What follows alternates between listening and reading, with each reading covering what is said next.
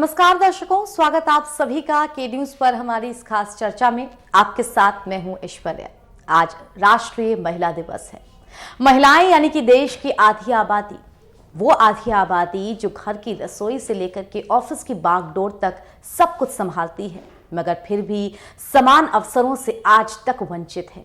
शिक्षा के अधिकारों से लेकर के तमाम तरीके के अपराधों का सामना करने तक महिलाओं के सामने कदम कदम पर चुनौतियां आती हैं, मगर वो देश की आधी आबादी ये महिला ही है जो उन चुनौतियों का सामना करती है और उसकी न तो उम्मीद बिखरी है और न ही उसके सपने टूटे हैं। और यही हमारा आज का चर्चा का विषय है, राष्ट्रीय महिला दिवस 70 साल का सफर।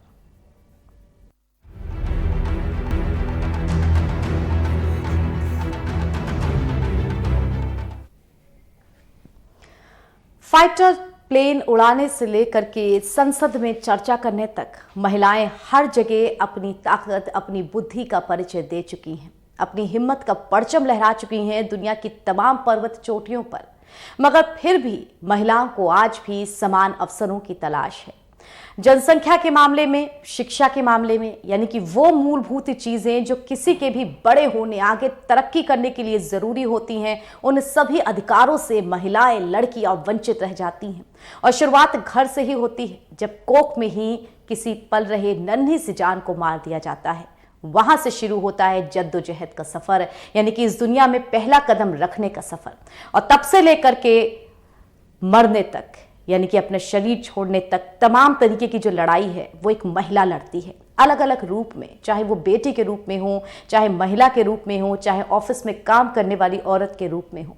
ऐसे में चर्चा करेंगे हम कि क्या आजादी के करीब 74 साल बाद और गणतंत्र के 70 साल बाद महिलाओं को अपने वो अधिकार मिले हैं और किन क्षेत्रों में महिलाओं को और अधिक अवसर मिलने की जरूरत है, ताकि हमारा देश, जिसे बोला जाता है कि विश्व गुरु बनने की कगार पर है, तो इस आधी आबादी का कितना साथ मिलेगा उसे इस विश्व गुरु बनने में। चर्चा करेंगे इसी विषय पर हम। हमारे साथ मेहमानों का एक पैनल जुड़ेगा, मगर उससे पहले आप सभी के लिए एक छोटी सी विशेष रिपोर्ट।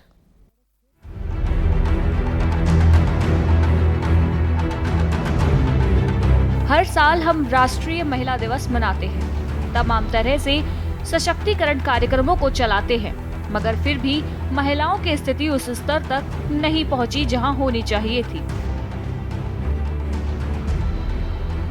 आज के इस आधुनिक वैज्ञानिक युग में नारियों ने कृषि से लेकर अंतरिक्ष तक अनेक क्षेत्रों में पुरुषों के बराबर स्थान हासिल कर लिया है, परंतु आज भी ज्यादातर महिलाएं अपने मौलिक अधिकारों से वंचित रहने को विवश हैं। देश को आजाद हुए 7 दशक से ज्यादा का वक्त बीत गया है, मगर आज भी न जनसंख्या के मामले में और न ही शिक्षा में महिलाओं को बराबरी का दर्जा मिल पाया है।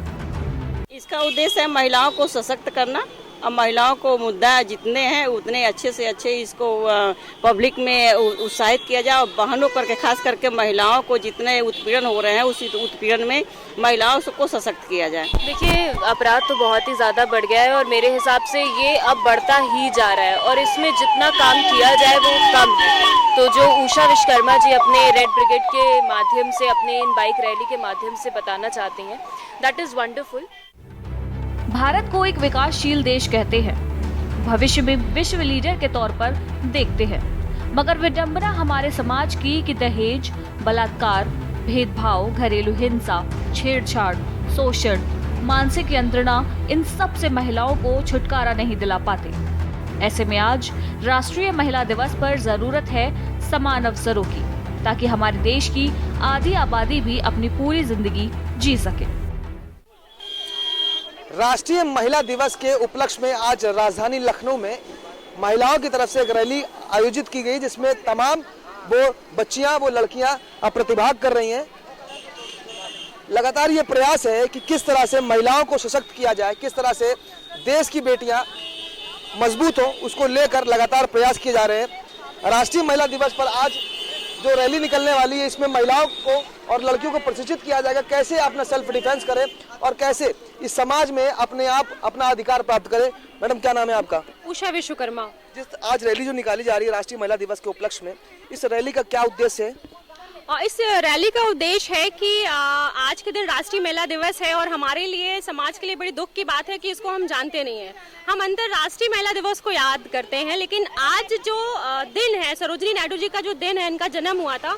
सरोजिनी जी ने हमारे समाज के लिए, देश के लिए और खासकर महिलाओं के लिए बहुत कुछ किया है, जो कि हमारा समाज बहुत कम जानता है उनको। तो आज के दिन हमें इनके पैदा होने पे और इन्होंने जो काम किया है समाज के लिए, उससे बहुत ताकत मिलती है, उससे बहुत सीख मिलती है। तो आज के दिन हम ये यात्रा निकाल रहे हैं लखनऊ के 8 ब्लॉक में, और हम हर ब्लॉक में 2-2 दिन रुकेंगे और वहाँ पे गांव में जाकर के डिजिटल साक्षरता पे ट्रेनिंग देंगे और आत्मरक्षा के गुण सिखाएंगे।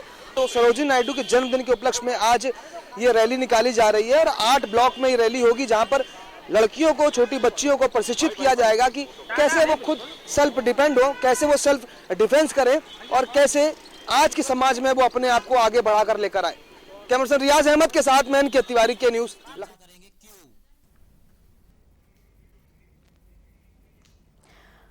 तो महिलाएं देश की आधी आबादी, किस तरह से आज भी जरूरत है उन्हें सहारा देने की।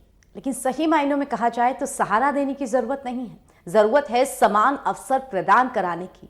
अगर वो समान अवसर मिलेंगे तो महिलाएं खुद इस समान अवसरों के जरिए ये प्रमाणित करने में सक्षम है कि वो किसी से कम नहीं।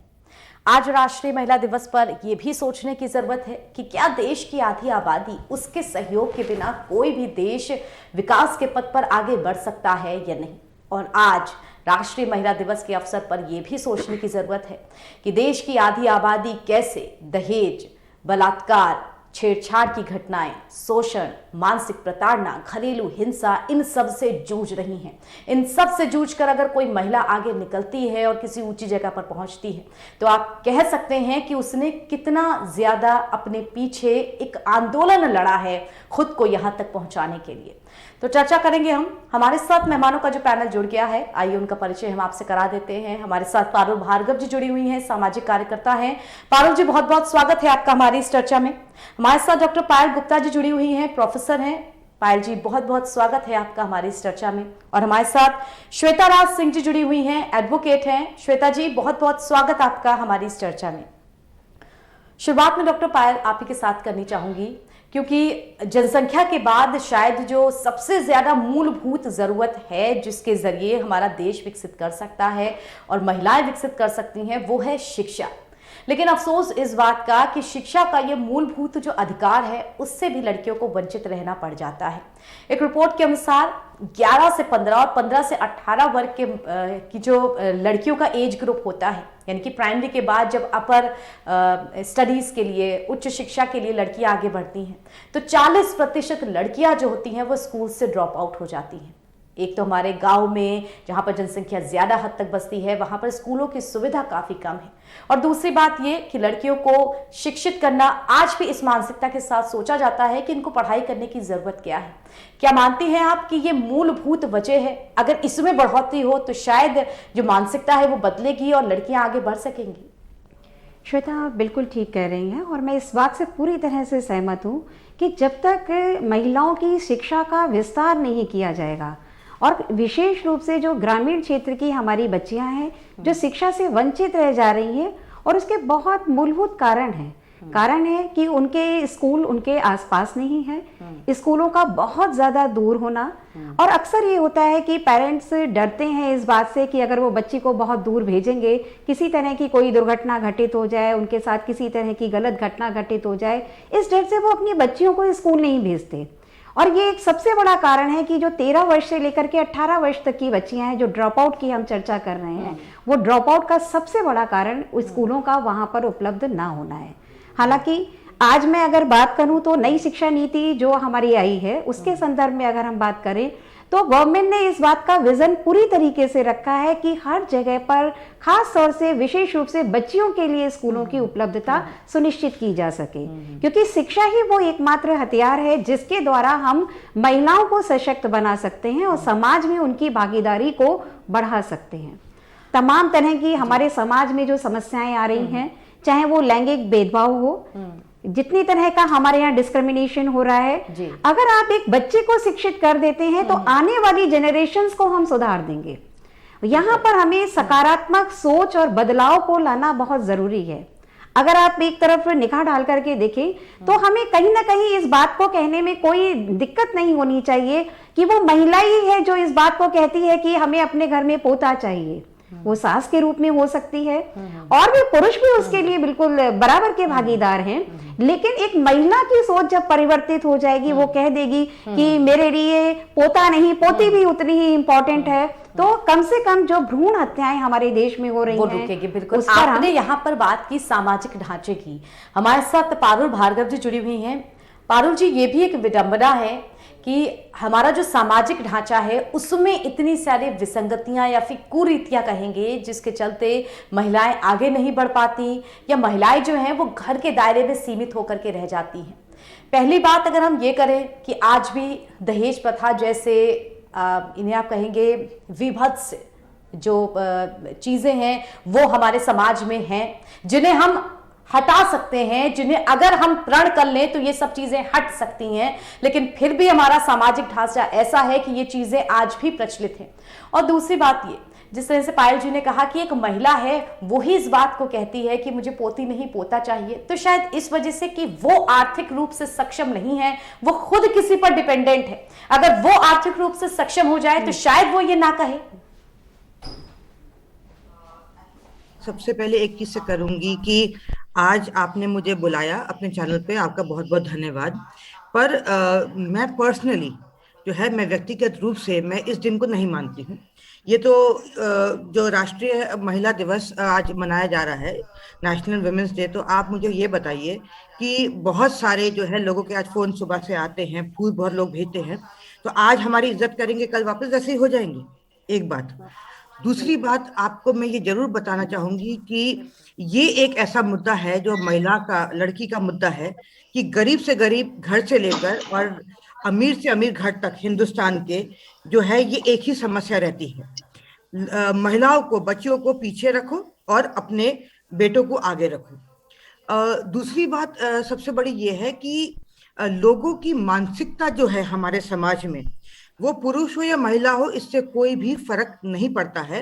पर जब तक पुरुष और महिला एक साथ नहीं चलेंगे और एक दूसरे की गलतियों को बाहर नहीं उनके सामने बताएंगे, तब तक ये हमारी समस्या हल नहीं होगी। आपको मैं एक उदाहरण देती हूँ, एक छोटा सा उदाहरण। आज की तारीख में मैं आपको आंकड़े बता सकती हूँ कि केवल बेटे की चाह में कितने लोग, क्योंकि हिंदुस्तान में जो है लिंग पता करना एक जो है कानूनी जुर्म है, इसीलिए बच्चे लोग जो हैं, पढ़े लिखे लोगों की मैं बात कर रही हूँ इसके अंदर, कि वो यहाँ से विदेश जाते हैं बच्चा पैदा करने के लिए IVF के थ्रू। आप देखिए कि जो ये छोटी छोटी चीजें हैं, इससे ये पढ़ाई लिखाई से मतलब नहीं है, ये लोगों की जो है सालों पहले की जो है मानसिकता बनी हुई है। आप देखेंगे कि अगर हमारे पहले भी अगर आप देखिए कि जो राजा महाराजा होते थे, ठीक है, कभी ऐसा हुआ है कि अगर एक आदमी है, एक राज्य का हेड, तो वो उसकी पत्नी या उसकी माँ, जब तक उसके पिता की मृत्यु ना हो जाए, कभी भी वो बन सकती थी हेड? नहीं बन सकती थी। तो पहली बात हमको ये समझनी पड़ेगी कि यहाँ पर हमको पढ़ाई का नहीं, हमको मानसिकता अपनी ठीक करनी पड़ेगी, तभी हम इसको लेके आगे बढ़ सकते हैं। और दूसरी बात मैं जरूर कहूंगी, जैसे डॉक्टर साहब ने ये कहा कि औरतों की मानसिकता होती है, मैं कई बारी लोगों से बात करती हूँ, मैं पूछती हूँ कि आपकी बेटी है, आपने अपनी बेटी के भविष्य के लिए कितना खर्चा किया और अपने बेटे के भविष्य के लिए कितना खर्चा किया, और तब आप बताइए। केवल एक शादी उसकी लड़की की होती है और एक जो है लिमिटेड अमाउंट जो है उसकी शादी में खर्च किया जाता है, वहीं लड़के को जो है इतना पढ़ाया लिखाया जाता है, उसको सारा बिजनेस दिया जाता है, अपना घर दिया जाता है, सारी धरोहर जो है उसी लड़के को दी जाती है, और जब काम होता है तो उसकी बेटी ही काम पे आती है। और एक सबसे बड़ा मुद्दा मेरा ये है आज की तारीख में, जो मैं आपके चैनल के जरिए सरकार से मैं जरूर दरख्वास्त करना चाहूंगी कि हमारे देश में हर रोज इतने जो रेप केसेस होते हैं, जब तक हमारा लॉ एंड ऑर्डर हम महिलाओं के साथ नहीं होगा, उनकी रक्षा नहीं करेगा, तब तक हमारा देश आगे नहीं बढ़ पाएगा। अगर रेप केस होता है, आज तक जो है क्यों संसद में ये बिल पास नहीं हो पाया है कि जो रेप की सजा है वो मृत्यु होगी, क्यों फांसी नहीं हो सकती है? अगर आज रेप होता है तो 10 साल 15 साल बाद जाके जो है उसकी सुनवाई होती है। तो ये आप एक बड़ा मुद्दा है जो हमको सोचना पड़ेगा। बिल्कुल। बिल्कुल, हमारे साथ यहाँ पर आपने जो सारे कानूनी पहलू हैं उनकी बात की है। हमारे साथ श्वेता सिंह जी जुड़ी हुई हैं, उनसे मैं समझना चाहूंगी। श्वेता जी, बहुत स्वागत आपका हमारी इस चर्चा में। आवाज पहुंच रही है आप तक मेरी? जी बिल्कुल, आवाज पहुंच रही है। श्वेता जी, जिस तरह से जो महिलाओं के प्रति अपराध है समाज में, वो बहुत बड़े हैं, उनका दायरा बहुत बड़ा है। छेड़छाड़ की घटनाएं, यौन शोषण की घटनाएं और तमाम तरीके के अपराध, घरेलू हिंसा, दहेज प्रताड़ना, बलात्कार, ऐसे तमाम तरीके के अपराध हैं जिनसे महिलाएं गुजरती हैं, या उनके साथ ये जो भयावह अपराध होते हैं ये उनके ऊपर लागू होते हैं। कानून बहुत सारे हैं हमारे देश में। कहा जाता है महिलाओं को कानूनों से बिल्कुल लैस कर दिया गया है, वो बस अपने कानूनों का उपयोग तो करें। तो क्या वजह है कि महिला आज भी कानूनों के होते हुए न्याय से वंचित रह जाती है?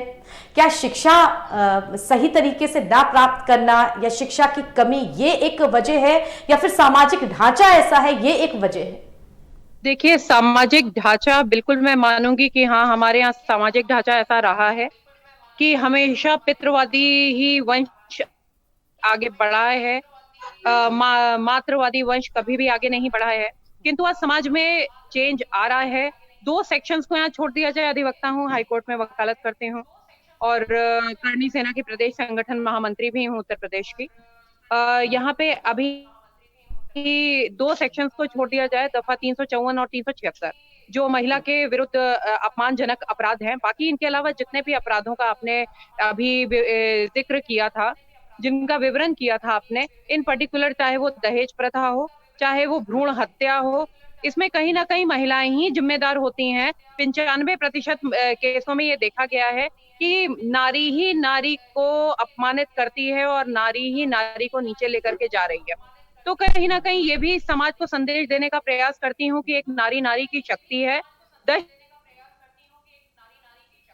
पुत्र समा कन्या 10 पुत्रान प्रवर्धयना, अर्थात ये जो आपको पुण्य 10 पुत्र प्राप्त करके 10 पुत्र पैदा करके मिलता है, वो पुण्य आपको एक पुत्री का भरण पोषण करने से प्राप्त होता है। ये हमारे वेद हैं, हमारे पुराण हैं, इनमें ये सारे श्लोक हमेशा से लिखे गए हैं। और क्योंकि हम अपने कहीं ना कहीं वेदों से दूर हो रहे हैं, अपनी हम न्यूज से अलग हो रहे हैं, अपनी जड़ों से दूर हो रहे हैं, तो समाज में इस प्रकार की समस्याएं व्याप्त होती चली जा रही हैं। अभी जरूरी ये है कि अपने समाज को उस तरफ लेकर के वापस जाया जाए जो हमारा बेसिक ढांचा हुआ करता था समाज का, जहाँ पे जो भी नारी शक्ति होती थी, मातृ शक्ति होती थी, उसको ज्यादा से ज्यादा तवज्जो दिया जाता था, उसको हर जगह आगे से आगे बढ़ा करके रखा जाता था, उसकी शिक्षा पे बहुत ज्यादा ध्यान दिया जाता था। इसलिए ध्यान दिया जाता था क्योंकि ये पता था सबको कि बच्चे की पहली शिक्षिका उसकी माँ होती है। तो वो बच्चा जो ग्रहण कर रहा है संस्कार, वो सर्वप्रथम अपनी माता से ग्रहण कर रहा है। नारी का सम्मान, उसी से ही होगा समाज का उत्थान। दर्शकों, चर्चा करेंगे हम इसी विषय पर, लेकिन फिलहाल एक छोटे से ब्रेक के लिए रुक रहे हैं। लेकिन ब्रेक के उस पार भी बहुत सारे ऐसे सवाल हैं जो कि हम अपने मेहमानों से पूछेंगे। और सबसे बड़ा सवाल यही है कि राष्ट्रीय महिला दिवस क्या एक ही दिन महिलाओं के नाम होगा? बाकी 364 दिन जिस प्रकार के अपराध होते हैं, क्या उनसे निपटना जरूरी नहीं है? छोटा सा ब्रेक, जल्द लौटते हैं। आप देख रहे हैं के न्यूज, खबरों का सारथी।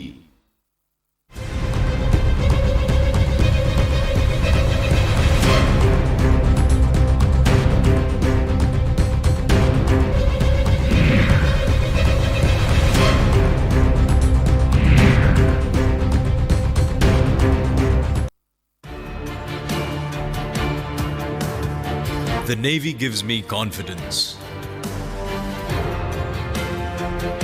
The Navy gives me courage. The Navy gives me a career. The Navy gives you more. Indian Navy, an ocean of opportunities. और खुशबू में झूम के भाई लेके आए गोल्डी मसाले। गोल्डी मसाले, खुशबू और स्वाद ऐसा तो रिश्तों में गुस्सा कैसा।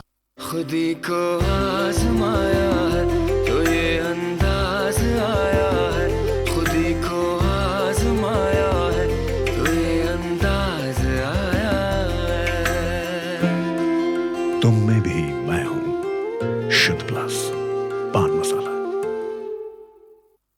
उत्तराखंड में 7 फरवरी 2021 की घटना है, इसको किस रूप में देखते हैं आप?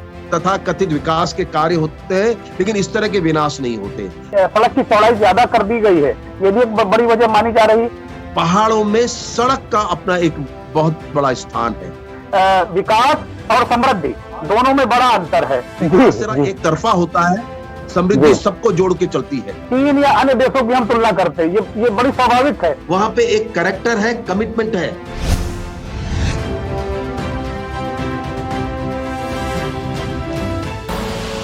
आप देख रहे हैं के न्यूज, खबरों का सारथी।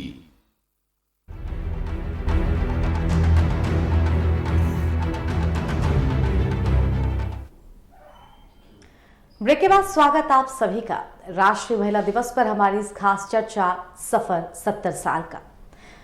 इस वक्त 17वीं लोकसभा, जिसमें महिला सांसदों की कुल संख्या 78 है। कहा जा रहा है कि ये आजादी के बाद से अब तक की सबसे ज्यादा महिलाओं की संख्या है, यानी कि महिलाओं की संख्या सबसे ज्यादा बढ़ी है।